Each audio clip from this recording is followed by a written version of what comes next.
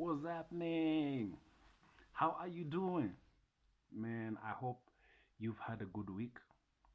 Um, well, it's the weekend that leads up to Valentine's. And I know you are preparing yourself, Nini, you're planning or where to take your woman. So me, I don't see anything bad with it. The only thing I'll say is that make sure that this person feels the same way about you, ama sees you the same way you see her. Otherwise, if you see her in a higher scale than she sees you, kazi yote yenye utafanya hii weekend ni pure brother, pure kabisa. Alright? If you're new here, karibu sana. My name is Uncle Mike the Baker. Now, today we continue. We finish on the points I gave you earlier this week, and that is the dangers of dealing stroke marrying the modern one. Sawa sawa. So let's get to it. And we were at point number 9, so we continue on with point number 10, and this is where we have now the open marriage. Open marriages, swinger culture, and all this bisexual stuff. Now, this is now where now this whole modern thing comes to play. Unakuta your wife starts telling you, gives you an idea. Someone told, someone said this earlier. Anakupatia ile idea ya, babe, kuna ule dem, si umlete, we have a threesome. That's where it all starts. Before you know it, another guy comes in, and now you and him are swinging swords. Bruh. Those are the dangers, manze. That is what you have to deal with. And this leads up to the next one. Now, these are the dangers of marrying now the modern woman, is that your marriage becomes sexless. Now, this is common. This is common everywhere. And as it said, 99% of all marriages are sexless. Nimepause ndio ufikirie. Eh? I know when I was getting married, just before I got married, in my mind, I used to think I'm going to be having sex every minute. Itakuwa ni breakfast, lunch, supper, everywhere we meet, and it's just fireworks, right? It until I got married and I realized, wololo, kuna kuwa na kitu inaitwa, oh, I have a headache. That is code for haupati kitu leo. Now, just a disclaimer.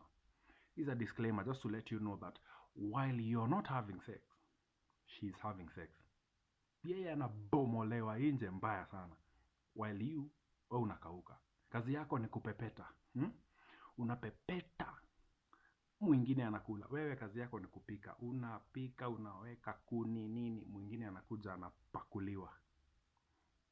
Those are the dangers, my friend. And this leads up to the next one. She lets herself go. This is point number 12. She lets herself go. You married her when she was a beautiful size, a beautiful chick like this. And as it said, men get into marriage wishing that she never changes. Women get into marriage wishing that he changes. Because utakuta, as a man, you love to go watch the game. You probably play a lot of video games. You have all those things, the toys. I love motorbikes, so I have my motorbike. I love to check on it every second, every minute. And when I get married, she hopes that I change, that I stop all those childish behavior ya kupenda to toys. However, men don't change. Women change, however. She lets herself go. Anakula sana, kila kitu akiona anakula, and she becomes big, and that beautiful chick you married all of a sudden becomes this huge giant that you cannot stand. She is sweaty, she doesn't take a shower, her pudesh, her pussy smells. You're no longer attracted to her, and man, that just continues on, and you have to live with this person, because again, men never leave. It is women who leave. So you got married to this person, and now you have to deal and live with her for the rest of your life, venye yako, and you have to accept her. If you don't, mambo inakuwa mbaya. And now this leads to the next point, and this is now point number 13. And this is: the modern woman is always unsatisfied. No matter what you do for her, she will always be unsatisfied. That is why umesikia nikisema, for those of you who are planning to do stuff for Valentine's for your woman, make sure that she sees you in the same eye you see her. Because if she doesn't, bro, everything you do for her will be in vain. You do something for her today and tomorrow she still wants something else.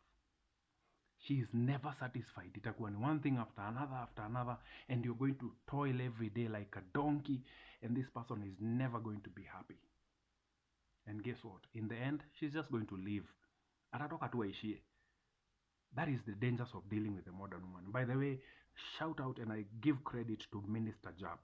Minister Jab is the one who came up with all those 13 points. Mi nimezichukua nikazi bisect in a way that we can both relate to and understand. However, I'll put a disclaimer as I go. These points are not to make you hate women. They're just to help you understand what we are dealing with the current modern woman. Once you understand what you're dealing with, haitakupatia stress. When you see a woman is never satisfied, haikupatii stress. You're no longer stressed, like, because you know what? As I told you in another video, when she says she's not happy, it's not you she's not happy with. She's unhappy with herself. Yeye mwenyewe atajui nini anataka. So when she says I'm not happy, it's sio wewe, it's her. She's unhappy with herself. So see, don't beat yourself too hard trying to please someone who's never happy, who's never satisfied. Gentlemen, enjoy your weekend. Please, before you take this person out for Valentine's, make sure she sees you the same way you see her. Tuko pamoja. Enjoy your weekend. Watu wa Man U, tukutane baadaye. Kichapo mnapata leo.